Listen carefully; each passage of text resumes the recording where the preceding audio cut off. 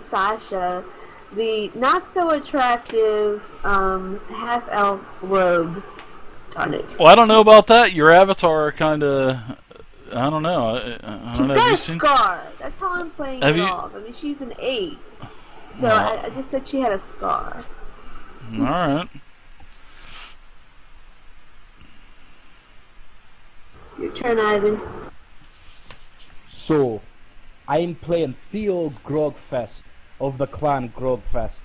I had ventured out into the world to find my flavour for the new family's malt liquor. Love it. I'm 603, and I'm playing Raz, the stout halfling Beaver. ranger. That's it. I'm Programmata 286, and I am playing Kelkazim the Magnificent, half-elf Eldritch Fighter. Hi everybody, I'm Wormfood. I'm playing the Goliath Barbarian. His name's Dog. He's not so smart. He's not so sharp. But he's a soldier and a cook, so expect lots of food to be prepared. That's like a 180-degree turnaround from Tiberius, isn't it? It is, yeah. So I wanted to do something different every time. So I'll give a quick a quick recap of where we are. So after we made Awesome. our characters, we all kind of had our own stories that made our way to Daggerfall, and in Daggerfall we kind of met each other, and we decided to head over to Red Larch, and so we decided, hey, we might as well band together and combat bandits. So a couple of bandit attacks, but we pretty much, just took care of business. Made it all the way to Red Larch, and once we got here, we noticed that there was another caravan that was on fire, and so we met with let me just get his name here. We met with the Constable, Harbuck Toughmiler, whatever, and he basically said, hey, just drop by when you get settled, and maybe there's some work for you, because you guys are pretty awesome. And we went to the Level 1 DM Rondor. inn here in Red Larch. It was kind of late at night, so we got, while Sasha ran to the bathroom and prayed to the porcelain god, Bard. we basically Savix. ended up at the Swinging Sword Inn, where we met the 3 decks, what's Kalis up? Urkel, the owner. And while she was there, she told us a little bit about some of the town a little bit. She said there's lots of ghosts and scary stuff at Lance Rock to our north, and that's kind of where we left off. You guys have anything you want to add? I've been good, No, I think that Dex. sums it up. Good to see you. Ladies. Oh my, here we go. Yeah, as soon as you guys got into Red Larch last week, Sasha, from the travel, and she was just so constipated, she just had to go, and she basically disappeared. So you guys are still in the Singing Sword. You guys are basically at location number 2 on the map. And as you guys explore Red Larch, I'm going to be giving you more and more of these numbers on the buildings, because the way that I started doing this with my Pathfinder game about 3 or 4 months ago, and I think it gives the players more immersion in the game to kind of explore around and speak with the merchants to see what kind of goods they're selling or wares that they have, instead of just plopping down a handout with locations 1 through 35 on them with everything about each location. So I'm leaving that up to you all to explore around, and that's why you guys have a group handout in the Friday game handouts folder, so you guys can just write a little bit about each location that you visit. Some locations may want to sell you something, some may want to buy something from you, some may want to kill you, some may want to hire you for help. So I think it adds a lot more immersion than just plopping, like I said, instead of just giving you the map and saying here's 34 locations, because when you look at that, most of the time you're not going to go in most of those locations. So at least if you kind of explore your way around, you could find more things out about the town or the area, or just any general thing about the game at all.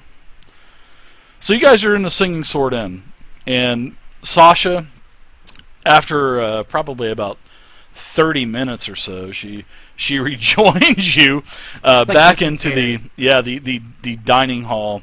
So was this like an outhouse that I went to, or was it actually something that's inside? No, it's actually inside of the Singing Sword Inn.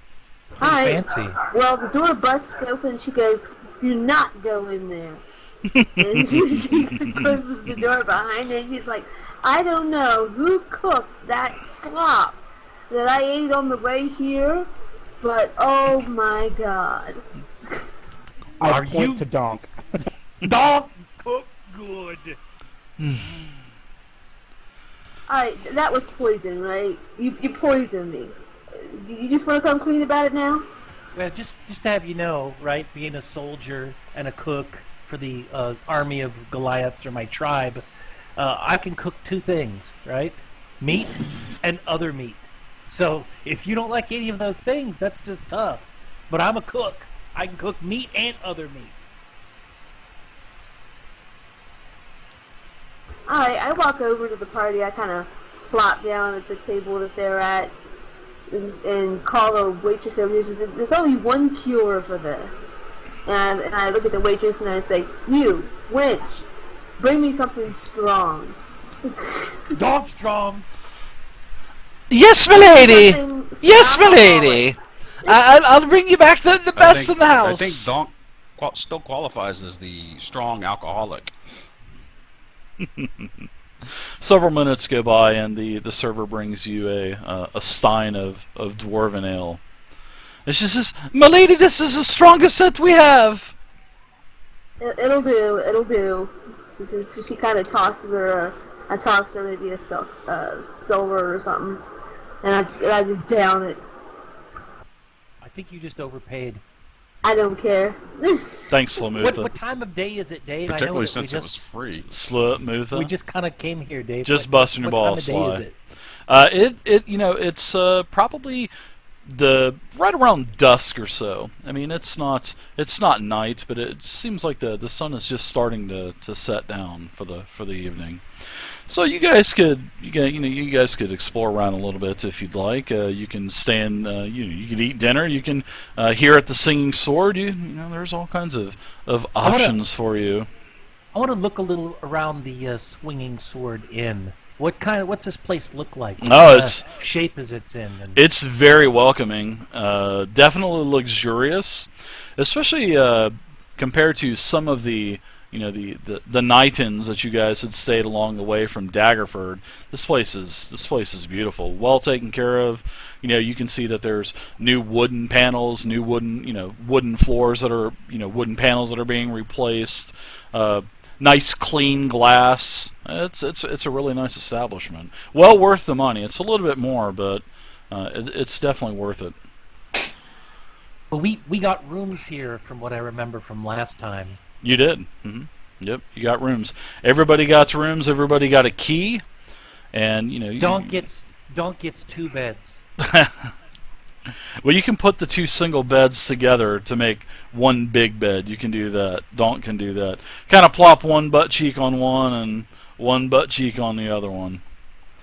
Comfy. So in your rooms, it's really nice and warm. There's a pretty much like a fire pit in each room, and lots of tapestries and draperies and clean windows again. So very flammable.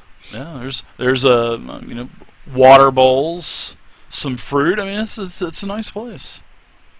So Donk goes up and takes one of the curtains down, or the draperies down, and starts wrapping it around his head. And so now I look just beautiful. Donk's a pretty Donk lady. is fancy. Damn. Excuse me, sir. You're going to have to pay for that if you rip it down from the windows. I just set it on the ground and kind of mush it up into a ball against the wall. I'm sorry. Jeez. Yeah, the the bottom area is divided up into several rooms, several different dining rooms, and you can tell that there's quite a few travelers in the Singing Sword. Actually, Red Larch is not a small town by any means. It's actually a pretty large town. And in fact, I actually have some information about Red Larch in general for you guys that I wanted to give you last week, but I just did not. So, what you know about Red Larch is this is what you pretty much learned on the trip, that it's basically an important stop on the long road, which if I had the Forgotten Realms map, it is a very long road, and that's why it's called, no pun intended, that's why it's called the long road. And it's basically, Red Larch is named for a distinctive strand of red larch trees that were cut down basically when this small hamlet was founded, and then it just grew ever since. Now, Red Larch is definitely an important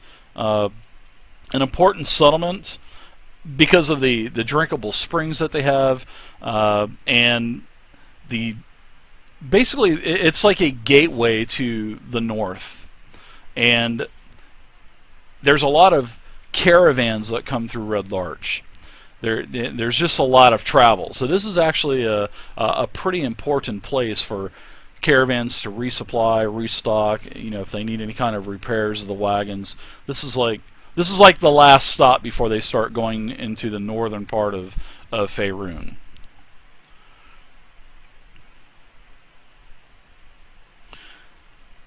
So in recent years, there's been seeing that the town has grown so much, and there's a little bit more money flowing now. You'll notice that there's a lot of farms that are starting to crop up, and with these farms, there's also been some quarries that have been popping up, which has really helped out Red Larch because these quarries are producing beautiful marble, and with this marble, it's not being used in Red Larch. Well, some of it is, but most of the marble is being shipped off to Waterdeep, because Waterdeep's a very, very, very old city. It's a beautiful city. So a lot of the old buildings are being redone with this new marble that's been found. So that's also another, it's a good part of the economy for Red Larch. And that's pretty much what you guys know about Red Larch at this moment. Now, for the Desserin Valley, which you guys can see here on the map, well, you guys are basically this photo all the way on the right-hand side. This is basically what the town looks like. It's actually really clean. I mean, there's not shit laying everywhere, piles of shit. You can actually see that they have stewards, basically paid stewards walking around the streets picking up shit that the horses drop, and all of the roofs are nice. You go inside of the Singing Sword Inn and it's not leaking. All of the other shanties that you had visited on the way on the long road from Daggerford. A lot of shitholes that you guys stayed in. Now, you guys are this middle map, the Red Larch surroundings. This is basically the area that you guys are in, and you can see that the long road does go from east to west, and then it starts to go north. Here at Red Larch, this is basically the gate to the north. So you could see as you guys came into Red Larch, there was the commotion, about this caravan that was sacked again by these 4 bandits. You keep hearing about these damn 4 bandits. These bandits that are 12 foot tall and 4 feet wide, and bigger than a bugbear and bigger than a minotaur combined. And they just slay everything in the caravan. So you guys found out the location of Lance Rock, which is a little northwest of probably about 10 miles or so away from Red Larch. Now, also the person in charge here, which is Harbert, he asked you to come by his office, which is located as number 11 on your map, and this is the well, is it number 11? I think, or what? Yeah, it's 11. Yeah, he is the he's the constable and the guard commander. Whenever you check out his location, it's actually it's kind of funny because he lives in a butchery, which is kind of funny. So you know where he is, so you can go and talk to him. The commotion kind of died down. That's when you guys went to Singing Sword. That's to get everybody back up to date. Now the Desserin Valley, a little bit of lore for you. This is basically like there's a lot of ancient lore, but nobody really knows about it. There's a lot of old dwarvish kingdoms and elvish kingdoms in this area. I mean, there's been things found, runes found, and they can tell that they're old dialects of dwarvish that aren't used anymore, old dialects of elvish, but nobody really knows anything about them. So, and even the scholars in Waterdeep really don't know a lot about this area.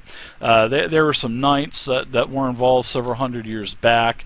And then it just kind of the history has been growing ever since for the Desserin Valley. But I mean, this is a lightly settled region. I mean, this is basically just a region of caravan towns, isolated homesteads and a bunch of uninhabited wilderness. And you're a week from Waterdeep, 5 days from Daggerford, so there's just not a lot in between. Now, the Desserin Valley has little in common with the popular conception of the savage frontier.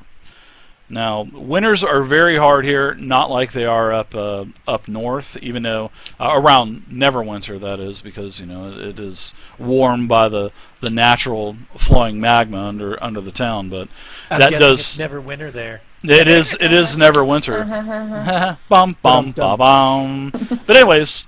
This is like sort of like the savage frontier. I mean, there's just not a lot going on out here. There's not a lot. There's actually not even a lot of orcs.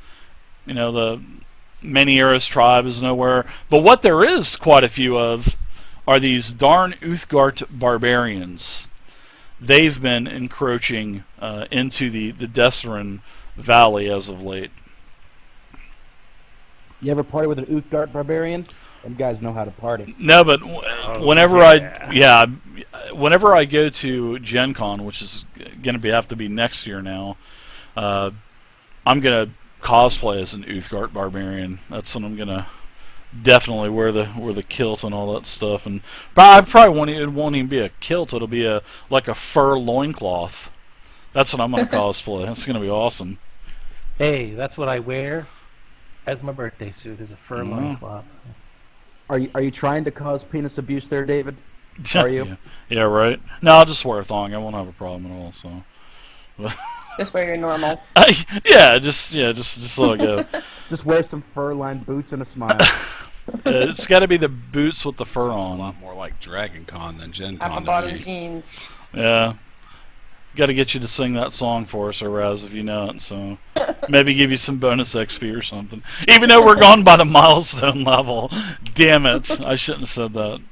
But anyway, basically, the Desserin Valley is basically a steady caravan traffic. That's where everybody goes. The valley. It's like the only place to go in between all of the mountains. And, all these little farmsteads, homesteads, they accept all of the caravans. And that's pretty much it. That's pretty much it about the Desserin Valley. Not a whole lot of going on. Not a big population. The majority of the population's here in Red Larch. So.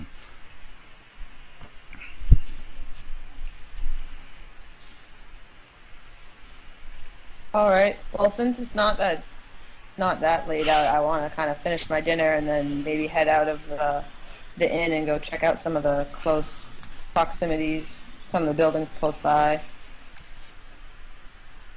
Sounds like a plan. Everybody can also add a couple gold, 2 gold to your character sheet, because you were escorting the caravan that basically came into Red Larch when you guys disembarked and stayed here. So everybody can add a couple more gold. I know it's not much, but believe me, you will get a lot of gold in my games.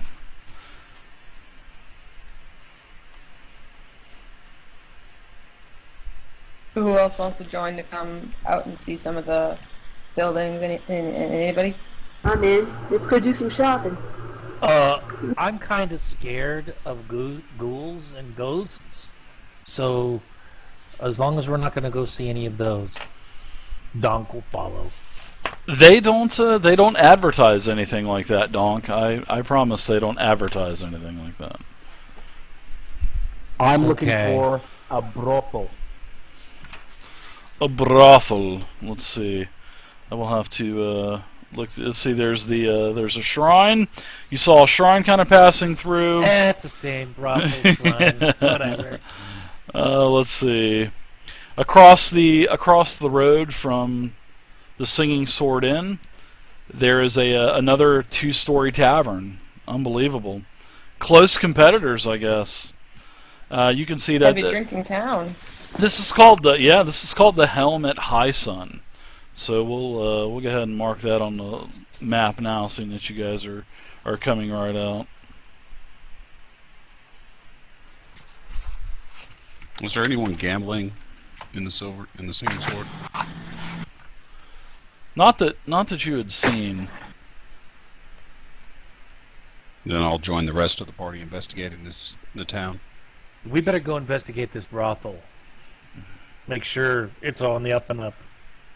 Yeah, I mean, let's get, it's got let's a get name. a fat Goliath up in there. It is, man. Oh yeah, baby. They don't call me Goliath. Hey, I think it's funny that it's called the Helmet High Sun. Hi, son. Come on in.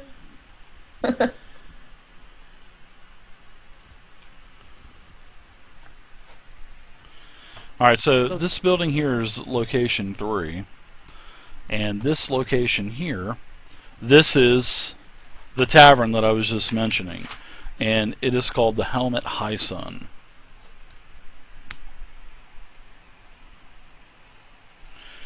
The Helmet High Sun doesn't look as well taken care of as the Singing Sword. You know, a couple of the it is a 2-story building instead of 3 stories like the Singing Sword. But there's, you know, some rusty metal grills covering the small windows. You know, and a couple of the grills are open. Those actual windows are dirty. You can barely see through them. So it definitely doesn't look like it has, the actual, tender loving care as a Singing Sword. And tavern's name is. There's a sign outside, and it's printed in large, simple letters on both sides of the wooden sign. I mean, nothing fancy. I love simple letters, Dave. Looks Oh, like yeah? it's a good place for a bar fight, Donk. Yeah, there's a big old Donk. bucket warrior's helmet on the Go sign down also, to Donk. with 2 eye slits. My kind of place. Let's go. Maybe Let's We go can find go across the street something to the more other bar. entertaining there. Let's go start some shit, Donk. Come on. Follow me. I take his All right. hand. Let's Oh. go. You guys are going inside of the helmet high sun? That's right. Let's see if we can Check it start out. some stuff. I'm gonna fly open the door and then look around like this, tongue sticking halfway out my mouth. So when you all go inside, it's a very large, dimly lit wood-paneled tap room, basically. There's an open, treated wooden staircase that's climbing to the upper floor, which looks just to be about as dim as dark as the tap room as you guys are entering. Across the back of the tap room as you enter is a very long bar with 3 copper-handled lanterns hanging over it, keeping the area dimly lit. And there's also, as you kind of make your way in a little bit, you can see that there are some stairs leading down, probably to a cellar. you can hear a lot of jesting. You can hear people telling some war stories. You can see women and men flirting around with one another in here. Basically, it looks like the working class of Red Larch is hanging out here at the Helmet High Sun. So we entered the door, Dave. Did anybody was anybody surprised to see us? No, it's not like everything just got quiet and everybody looked at you. So I better, no, it's nothing I better, like that. I better yell out then. Donk is here. It's definitely not a place for refined dining. That's for sure. That would be for the singing sore. Gonk's here, and you can see. My Go ball ahead. is like on the back of my back. Just it's not really handy, but it's right there if I need it. So Easy I've still got access. Easy access to a giant hammer made out of trees. Now you can see that there's probably a dozen servers that are shifting around.